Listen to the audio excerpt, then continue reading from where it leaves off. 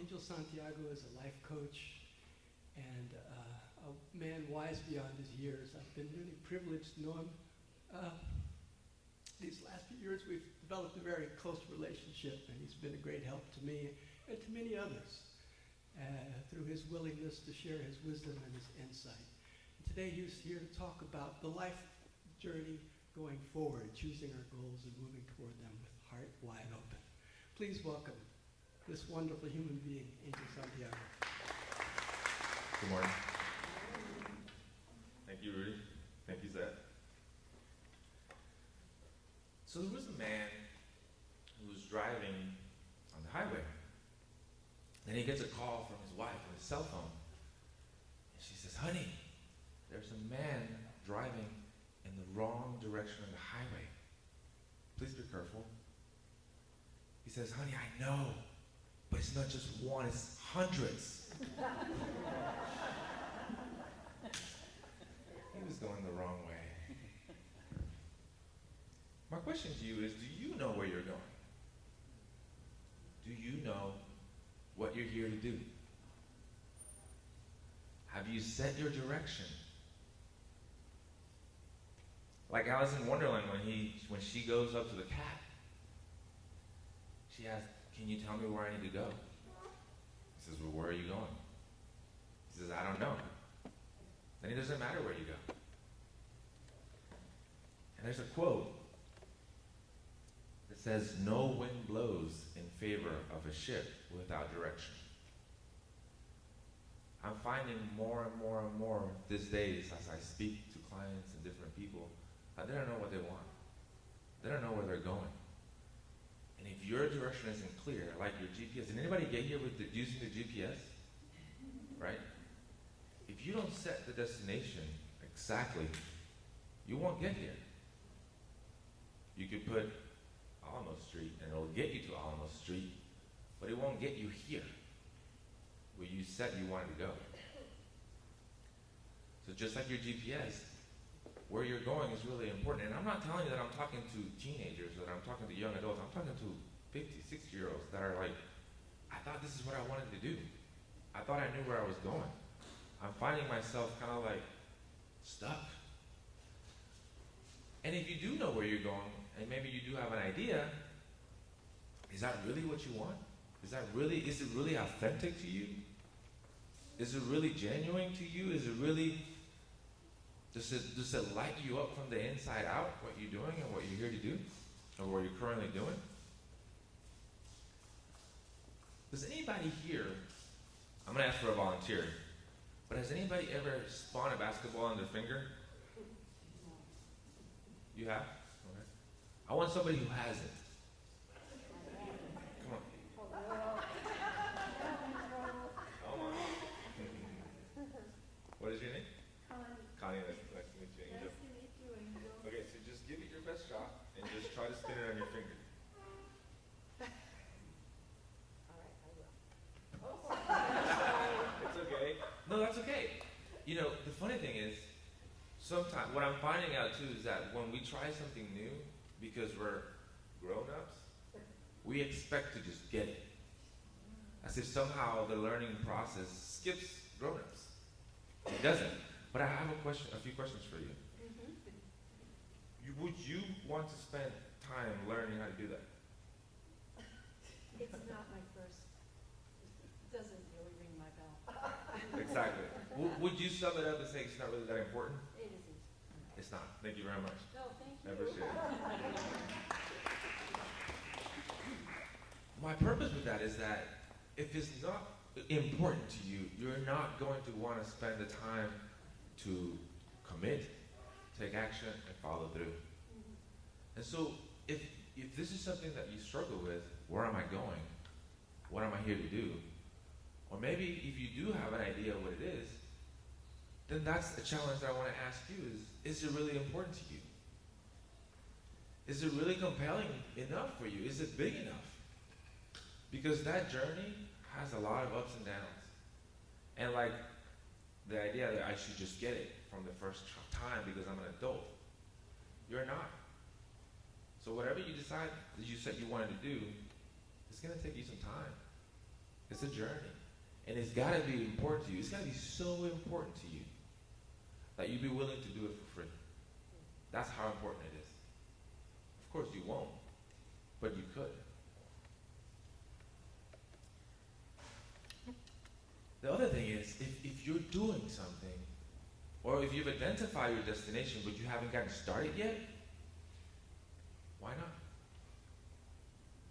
What are you waiting for? Are you waiting for the perfect time? For the perfect moment? For the perfect circumstances? For the stars to align? They're not. There is no perfect time. Because you have to create it. And the other thing is, we talk about visualizing and positive thinking, and that's part of it, yes.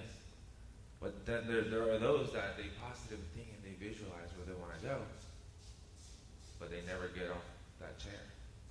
But I'm visualizing where I want to go. But you have to take action. You have to follow through. You have to commit. And again, going back, it's got to be so important to you for you to be willing to do that. I want to share a quick personal story. Before I do, something that tends to happen is that we start remembering all our failures. I remember that last time I tried that thing and it didn't work. And then I remember that other time I tried that thing and it didn't work. Or I failed. And so that's just memories. We stack memories of all our failures. But have you ever taken the time to think about all your successes? All the times when you said, because I remember when I said, I'm going to date that girl. I'm going to join the basketball team. Or the volleyball team. Or I'm going to be the captain of that team. I'm going to go to that school. I'm going to get that award. I'm going to get that job. I'm going to change my life in that direction. And I'm not talking about when you say, man, I wish I was an astronaut. But what if I fail? What if I don't make it? I'm not talking about those times, because those times, guess what comes in? Doubt, fear. I'm talking about those times when you said, I am going to do that. There was no ounce of fear, no ounce of doubt in my voice, in my thoughts, in my intentions. Zero. Do you remember saying those things? If you think back, did you get to do those things? I guarantee you that you did. Because as I look back to those times when I said those things, I've done everything I said I was going to do. Everything, except those times when I doubted. But when I made that command, that's what I'm going to do. I did it. So you should have gotten a piece of paper with a little notebook thing, a little cardboard to write. And I want you to do a quick exercise with me.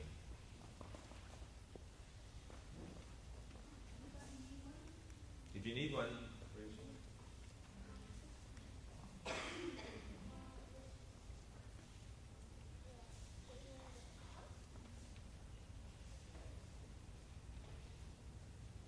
We ready? The first thing I want you to write down is today, April 7th, 2019. What is your biggest worry or your predominant worry? What are you concerned with? What is your biggest or most predominant worry today? And you just write it down.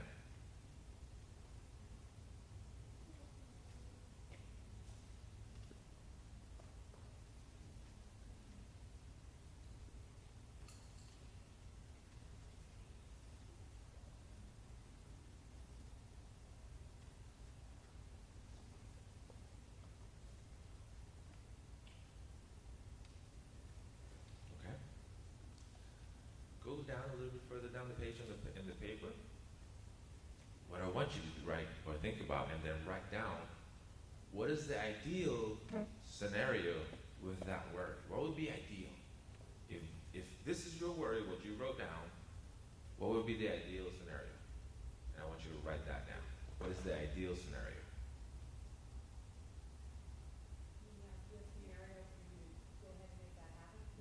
Yeah, what would be, if this is your worry, well, ideally, this is what I would want to happen.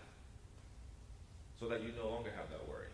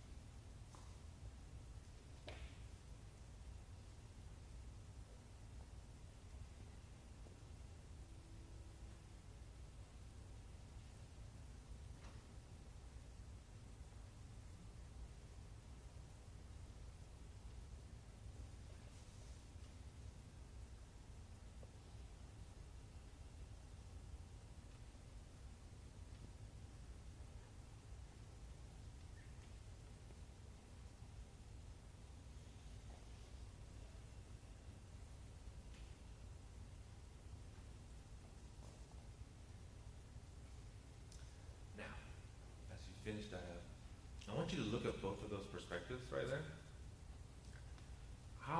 Which one of those do you spend most of your time thinking about? The first one? The second one? Okay, very good. Would you say that the majority of you is thinking about the first one? Yeah? What do you think is your focus then?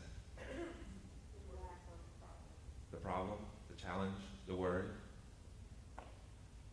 We spend so much time thinking about the worst case scenario instead of thinking about what we want. And as I speak to clients, and I learned this, and what I'm about to tell you, I learned from a teenage girl at a Law of Attraction meetup group where I was speaking at. She said, God works like this, or universe works like this. Go to Google and type in, I don't want red shoes. Right? Because that's what I want. God, please, I just don't want red shoes in my life. Hit enter, go to images, what do you get? Red shoes. Red shoes. Because God, universe, source doesn't care what you put in front of that key word. The algorithm says, look for that key word. So if you're going to use your energy thinking, why not spend it thinking about what you do want? Because in your mind, there's not room for both. There's only room for one of those. And when you properly focus your thoughts in the direction of where you want to go, you get there. You get there. And if you think about it, money, career, relationships, parenting, friendships, there's many areas of our lives. If there's an area of your life that you're happy with, the results, chances are you've used your mental capacity and your mental energy effectively. But if there's an area that you don't, that you're not happy, then it's time to do a beliefs assessment. Because chances are it's just that you have a belief that is limiting you. So think about whatever that area is, and this is something you can do on your own. You can take this with you. Whatever the area you wrote down about your worry, whether it's money, career, friendships, relationships, whatever, health, whatever that may be, what do you believe about it, about that area? I'll give you an example. When I was working on changing my reality when it comes to money, I had to do a beliefs assessment. What did I say? What are those things that I'm constantly saying? Well, as long as I have enough money in the bank to pay my bills, I'm all right. How much money do you think I had in the bank? Enough to pay my bills. Nothing more. Well, money's not more important than love. Well, that's like saying my left leg is more important than my right arm. They're both important in their own way. Relationships. I used to say relationships are 50-50. So that's the experience that I had. Instead of being 100 and 100, I give my best, you give your best. So if there's an area where you want to improve on, assess your beliefs. And if you want a new belief, if you want a different experience, change your belief. That's why they say, change your mindset, change your life. Because if you look at the flow, the funnel, something starts as a thought. That thought creates a word. that word creates actions. The repeated actions create habits. Those habits, because you get the same result every single time, you've collected enough evidence that says, that's my life, that's what happens, see? Creates a belief. And that belief creates your life. Because whatever you believe will be. You want to change the way your life is going in a particular area? Create a new belief. And we have all the age ranges here. How long have you been believing that one thing? Everybody has an iPhone. Not an iPhone, but phones, right? How often does your phone get updated? All the time. The operating system is like, time to update. It's time to go to 12.0. Well, I'm 39. Am I Angel 39.0 in every area that I believe? Or am I Angel 6.0, Angel 10.0 in some things? And I haven't taken the time to update my beliefs. I need to be Angel 39.0 in mostly everything. So if there's an area that is not working for you, you want to change it? Change your belief, create a new one. Reparent yourself. And when you do that, make sure that it's in alignment with where you want to go. But first you need to know where you want to go. And you may have a sense of purpose already. I think a lot of us are looking at, what am I here to do? Some of us feel that calling of a sense of purpose. And you may have different ways that you can go and do that. Right? I could do this, I could do that, I could do this, I could do that. So then ask yourself, which one maximizes the gift that I'm here to share? Which way do I make the most impact? And which one gives me the most fulfillment? Because I'm sure you can do all of them. But which one do you want to, what's that one that you could do for free? Because it's that important to you. Again, clearly defined direction, clearly defined goals, and it has been proven that the people that write them down and they do journal work have a higher percentage of getting there. There's something about writing it down. So that's my invitation to you. Take a look where you are. What are you spending your time thinking about the most? It's the same amount of energy, so use it for what you do want versus what you don't want, because God, universe, sources, and care, I don't want that. He just cares about what's the key word here. What are you focusing on? Take some time to write down where you want to go. I'm telling you, I'm where I am today. I work at the company that I work at today because I wrote it down. Specifically, I wrote down where I wanted to be. And it happens, and I've done it time and time again. And it's like, you know that commercial about you just set it and forget it?